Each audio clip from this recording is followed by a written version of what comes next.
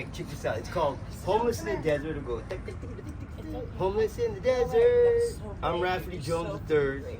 All right, check this out. Sexiest man ever to walk the Coachella Valley and the Palm Springs location, and now the Greater Los Angeles location.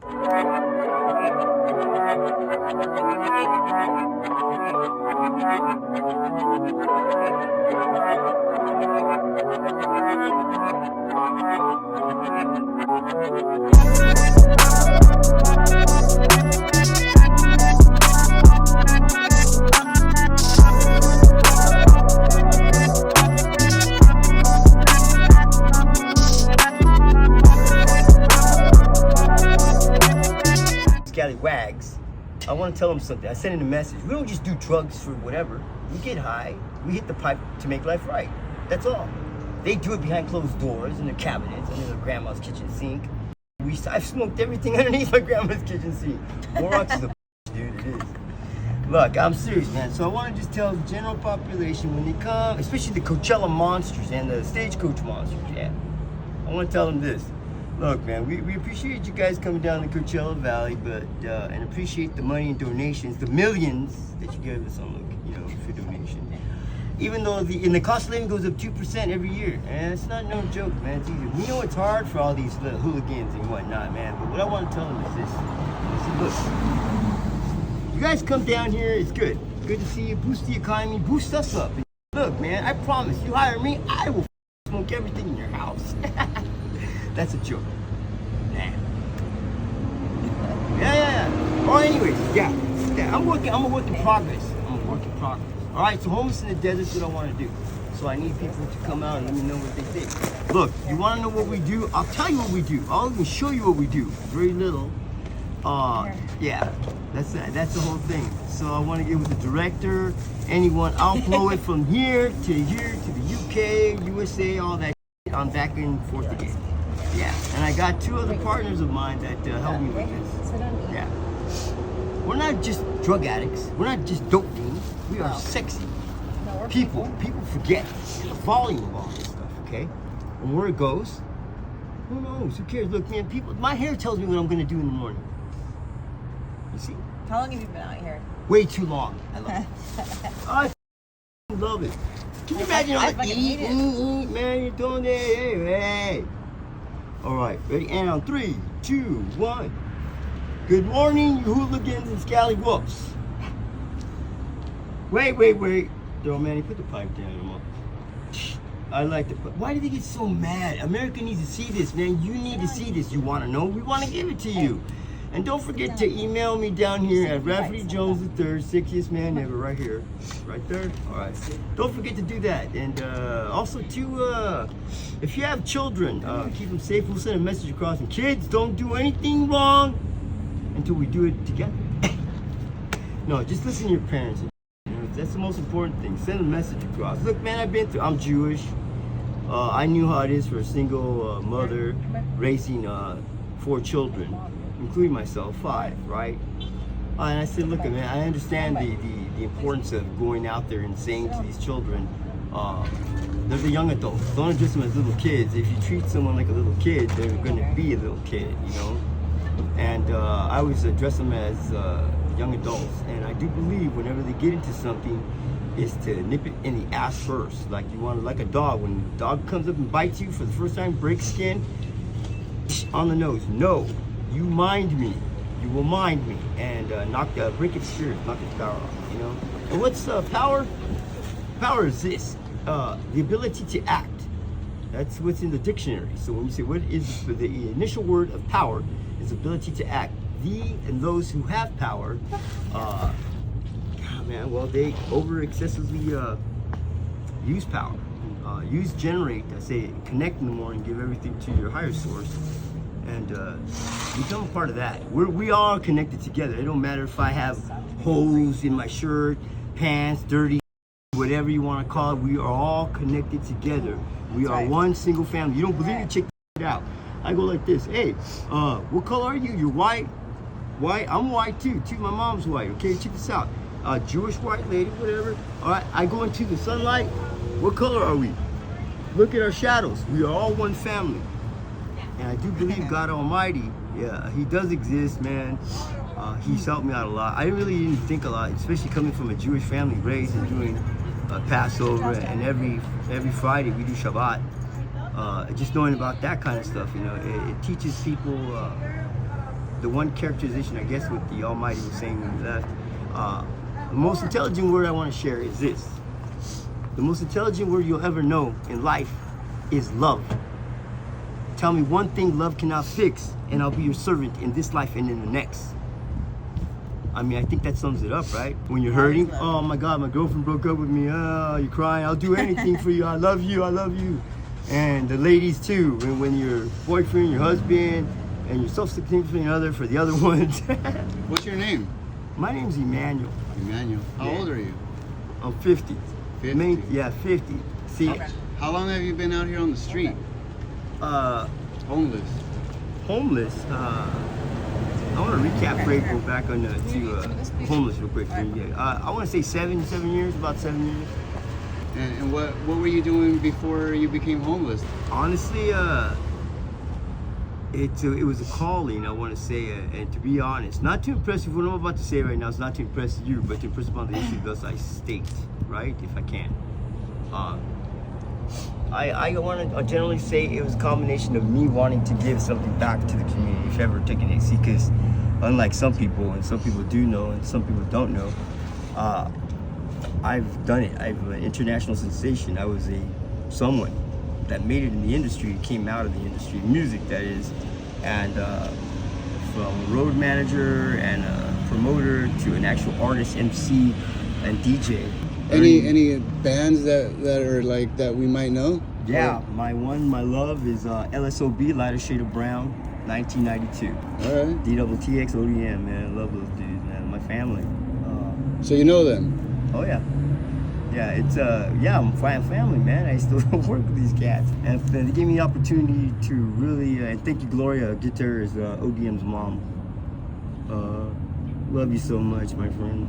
I mean, thank you for all the times talks over the phone, and don't give up, and his struggles, and then to see Robert, his struggles, and you really getting Bobby too. Rest in peace, Bobby. Bobby Ramirez, man. Awesome artist, a wonderful lyricist, man.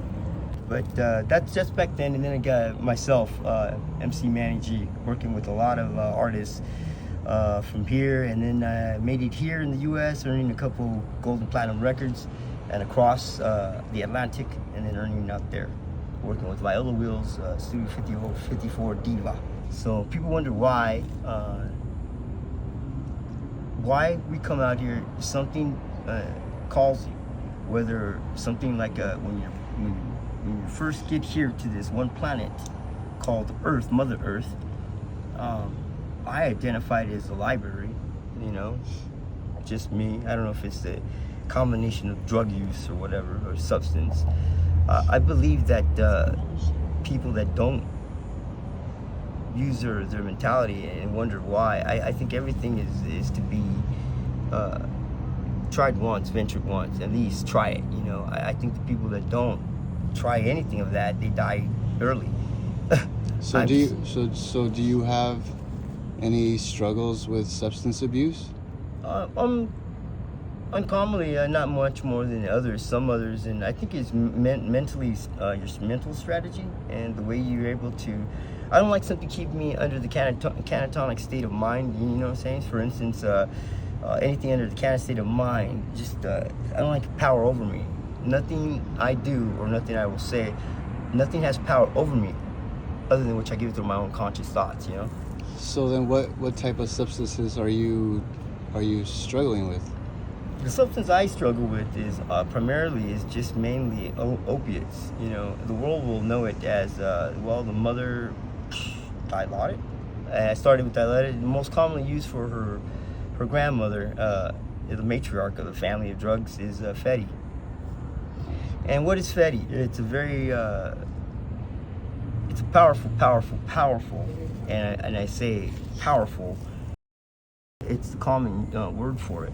And just 1 milligram of this stuff, it'll put you in that whole, almost like a mind manipulation, anesthesia, anesthesia under manipulation is what I feel like when it puts you numb, it numbs you, and that's at 1 milligram. Do you have to use every day? Okay, yeah, for the most purpose, yeah. There's a thing that most opiate users and addicts, what they do is have what's called morning sickness, sort of like a woman when she's going into pregnancy. Not saying that we go through it in 9 months out of the year or whatever. When you're having this, it does get it gets very, very well. It has an avalanche effect. It's just like a small ball rolling down the hill of snow. It goes and generally generates primarily its known course of action, which is destruction, right? So it's going to build, and then move with velocity. And now it's coming at ballistic. And how it works for us in the drug thing, you'll start with the little sniffles, almost like your common cold. Your same thing, symptom as a common cold, and it'll progress during your day. Primarily, you have 72 hours, 3 days, for the effects to really take effect. The first day, if you're not doing anything, it's not smoking. Now, versus Fetty, it's AKA name, and then you have the grandmother matriarch again, and then this is the granddaughter. The two, how that works is just a one step above, obviously, and that progresses fast. You have diarrhea, the whole thing, and it's just pushing it forward. It's like a Z-pack. And if those aren't familiar with the Z-pack, it's what they induce you with. It's a 5-day pack that they give you when you're sick to induce and to progress the progression of state of sickness you have and force it out. That's what it does. And what Fetty does, it does half of that. So you have time, and you can even sleep uncomfortably, but you can sleep. That's what it does. So if you don't take it within that day, you get grumpy. All the side effects that come neurology in your neural system take flight on you, and it's harsh. You'll get moody, you get extreme highs, extreme lows, and you just feel like, honestly, it's like, what am I dealing with? The on scale of this growing epidemic, and then that's when it starts to hit. Why the f did I get in this stuff? You know. So let me ask you. So, where do you see yourself in the next 6 months? I honestly want to say I'll be in service to God Almighty. How that, I have no idea. Look, all my life I've believed in Him, and whether He exists or not, one thing is for sure, and I say with all my heart, I speak of it, Him as the 3-in-1. I say He's beautiful, enormous, and He's the Father of creation. He's the Creator, and I want to be much of a service because I got a chance to meet Him. And how was that? I didn't get to see Him. I just felt my heartbeat increase, and I want to say that the Master of Masters was something just truly amazing and loving. He'll never ask much more of you, even when we do drugs and shit, and He'll never ask more of you. And He's patient, and He never punishes us more than what our sins deserve.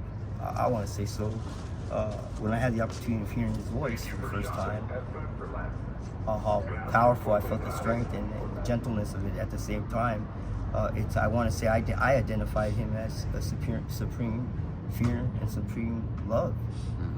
I don't know if that makes sense or not, man. That's what I identified it. So I want to say in 6 months from now, and I ask that's what I'll be, so I can be able to branch out and do what I do, but not on a scale anymore with the substance. So whether now at 50 it changes and heightens my ability to think or say I want to do something different. I want to be able to take what I have, learn on the streets, because all my homeless here on the street,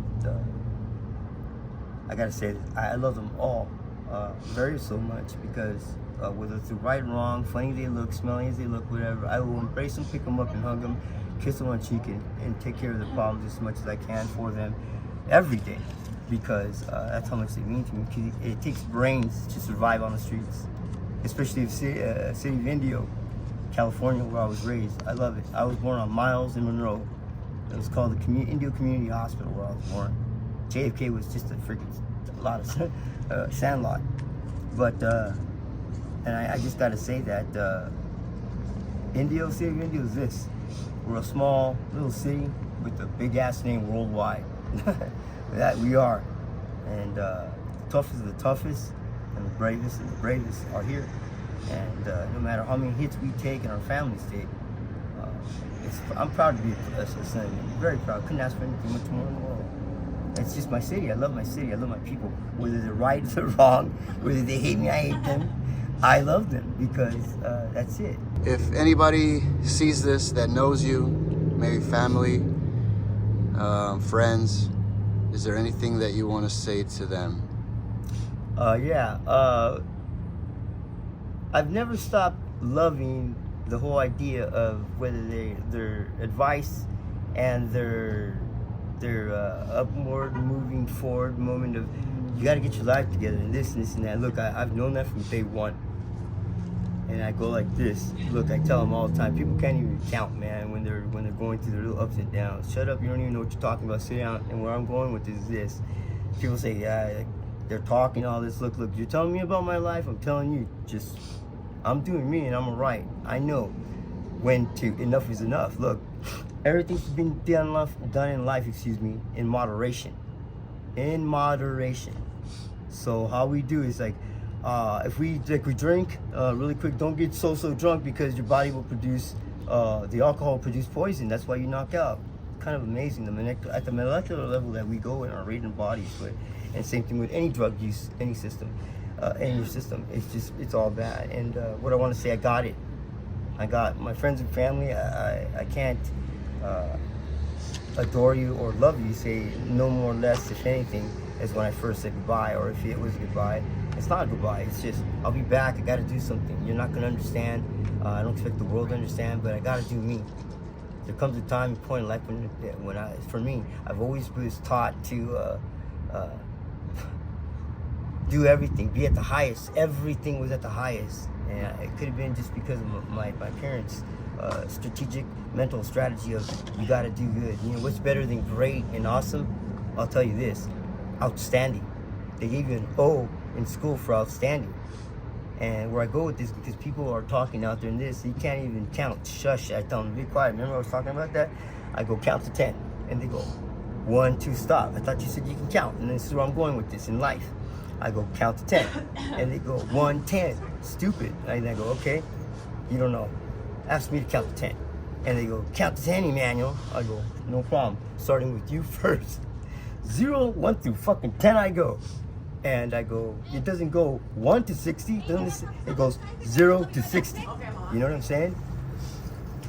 1 second. Devin, you gotta come back here. She will. Yeah, I want to say that I just primarily thank you for the advice and for the attitude. If I had anything, I want you to know that the 2 letters out of the alphabet that I took to make it better in life and to give it back to the community and to you is a GR in front of the attitude. A sense of gratitude. Gotcha. As I can say. All right. Well, thank you. Thank you for talking to me. I appreciate your time. Yeah, man. Anytime, man. All right, man. Thanks. And all these people need really quick is, again, if you can exercise a small, even through one small aperture of a viewpoint, and even through your line of sight or whatever, however you look at it, through peripheral vision in life, just a little bit of love, just a little bit. Don't look at them for what they are. Only see the best or the good in them. You'll see them advance, and they will do anything for you.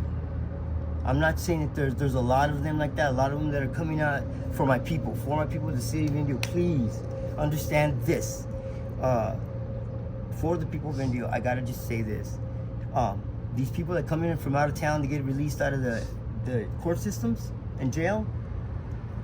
They're coming and sitting here, and these are the ones that are messing up the town, and we homeless are here working on it. A bunch of what's the word I want to say? Well, I don't know, but we're working effort with enough effort to say that we're cleaning up the streets as much as we can. We get them, we send them back home.